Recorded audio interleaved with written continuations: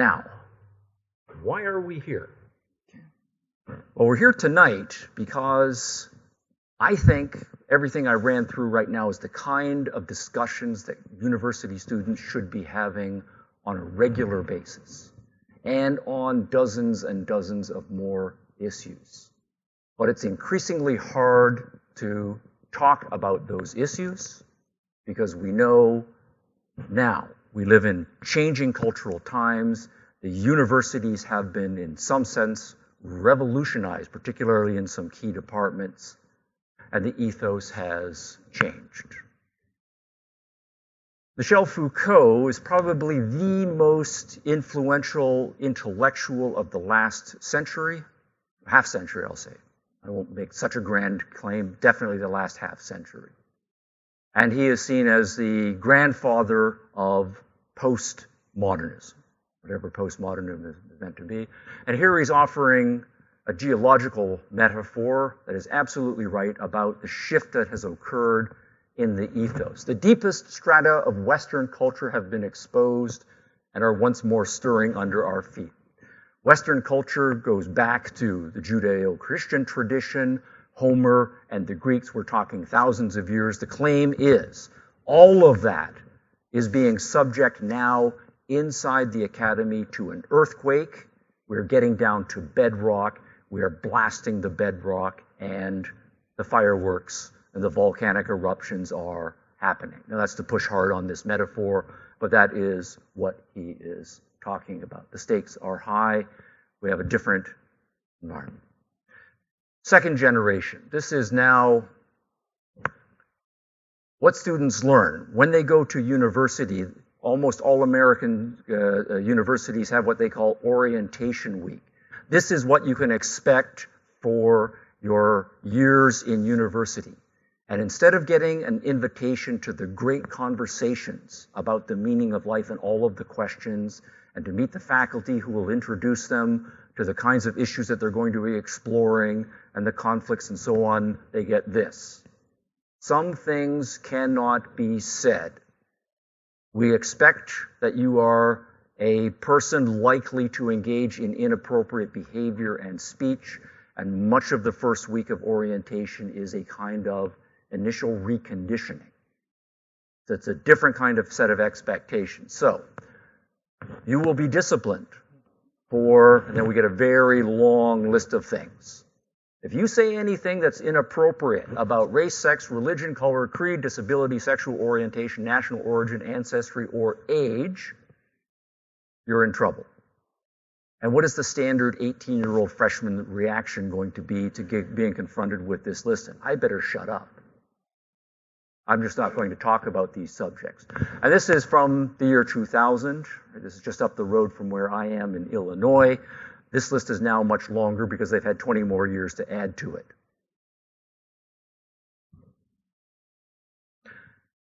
Two professors at Yale University, now 2 years ago. Some journalism. I'm only going to use Canadian and American examples. I won't speak to any Australian examples. You can fill in those yourselves, but they are happening here as well, as you know. Beloved professors, they lived in a faculty-student common dormitory. The idea is to encourage students and faculty to mix with each other on a regular basis. So it's not just, faculties come and go and so on. Love students, years of teaching. They had a big controversy one year about Halloween costume. The North American, I'm not sure if you guys celebrate it in the same way here, of dressing up in outlandish and sometimes offensive costumes because it's kind of a devil's night combined, and it's revelry, and if you're a little bit older, there's drinking that's involved. Of course, these are university students. If it's younger kids, it's all about getting lots of candy. And the word had come down from any number of student groups that they wanted to legislate what costumes other university students were going to be allowed to wear. And there was a long list of costumes. You cannot wear these costumes. These two professors tried to engage in reasonable conversation with them, say, why don't we live and let live? We've been doing this for hundreds of years. Let's not make a big deal about it. They were harassed, sworn at, shouted at, physically threatened by students in their face, and a year or two later decided they're going to get out of education. It's not where they want to spend their time. Laura Kipnis, a professor at Northwestern University in Chicago, was concerned about due process. She was very much a feminist and concerned about sexual harassment, particularly by the age-old story of professors hitting on female students, typically middle-aged professors. And one of her colleagues had been accused of sexual harassment. And it was very clear to Professor Kipnis that this was a serious allegation that the university had due process regulations that had been honed over generation in place. All of those were being flouted and set aside, and the professor in question was not going to get any sort of a hearing, including access to lawyers. And she, in faculty and in the news, stood up and said, hey, what about due process? She, in turn, was turned on by the activist student and other faculty groups at her own university and vilified for standing up for basic due process.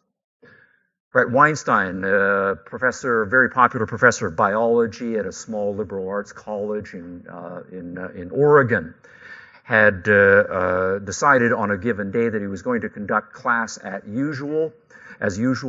On that day, there had been some ethnic students and some racial students groups who had been convinced in their minds that this college, although it's a very progressive, left-leaning college, was a hotbed of racism, and that white people, whether they realized it or not, were closet racists or outspoken racists, and that what they wanted to do on that day was have no white people on the campus at all. Only non-white people would be allowed to go to class, and all classes should be canceled so that various demonstrations and teach-ins about racial issues could be conducted. Professor Weinstein said, I'm going to conduct my class as usual. I don't think it's appropriate to single out any given race and to dictate to them that they can't come to campus. We are open to members of all races. We are here to educate, and I'm going to carry on business as usual. You can imagine the vitriol, and the whole campus essentially blew up for several weeks over this incident. Now, to my mind, we're going back in some ways to the early modern world. And it's worth contrasting the pre-modern world and the modern world with what we now call the post-modern world, because we still have a three-way debate. For a long time, we were having a two-way debate, but postmodernism is a new beast. And to understand the significance of the postmodern challenge, we need to go back to see the roots of the modern world. This is Giordano Bruno. He died in 1600. He was executed for heresy, and his heresy was being an early enthusiast for the heliocentric model of the solar system. The idea that the sun is at the center of the system and all of the planets rotate around it rather than the Earth being at the center of the solar system. Now, he was a bit of a wild man, but his Copernicus was the guy in the modern world who first suggested this, was the thing that got him into trouble. So he'd spent his time going all over Europe, basically staying out of Catholic Italy, where the Inquisition was rather active. This was, of course, if you put the dates to it, the century of Protestant Reformation and Counter-Reformation, and things were pretty ugly everywhere that religious fervor was high, so he would stay away from the hotbeds. But he decided in 1592 that he would go back to Italy and try to engage in some discussion. He thought things had liberalized a little bit about the Copernican model. Nonetheless, he was arrested immediately upon his return, put into prison for 7 years, and then after 7 years, he was brought out, found guilty of heresy, the heresy of challenging orthodoxy in this case, and he was burned at the stake in 1600. So at this time, there was, again, a list of things that you can and can't talk about, positions that were orthodox positions, anyone who was advocating the inappropriate position if they run afoul of the authorities. We had banned books, one-sided reading lists, and so forth. Galileo, of course, is famous once he became a man of international stature, of finally standing up and saying, look, we should be able to argue about this issue, whether the sun is at the center, whether the earth is at the center. There are arguments and counter-arguments. There can be reasonable people on each side. What we should not do is burn people at the stake and use intimidation methods. The truth will out because we are all capable of reason and assessing the evidence. This is the new modern position against the position that says a top-down authority will dictate the one and only truths that are available to us.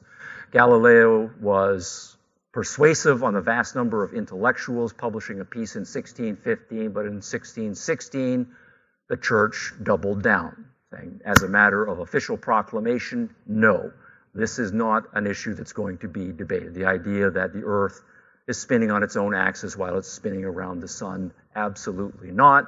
Some years later, Galileo was arrested, taken into the basement, shown the instruments of torture, and despite his stature, told that he would be subject to torture if he did not recant publicly his advocacy of the Copernican model and agree not ever again publicly to advocate it.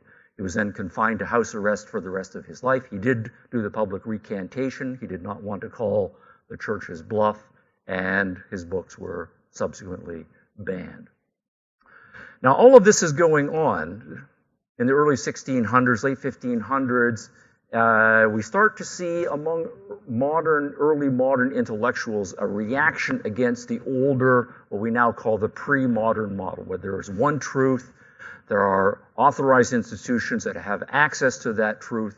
What the rest of us are expected to do is listen to those authoritative institutions, read only the authoritative books, and believe on faith if we don't understand, and reasonably to the extent that we understand what the authoritative institutions are saying. What the moderns are starting to argue, like Galileo, is that we need to debate everything. Right? There should be no one-sided sacred truths locked down, and that good education requires that students especially be exposed to both sides of the debate, even the sides of the debate that any of one of us are convinced in our hearts and minds is absolutely wrong. We need to cover both sides. Now, Michel Montaigne is a Frenchman, but he's starting to work the same territory, another brilliant essayist. He's starting to argue this is what education is about.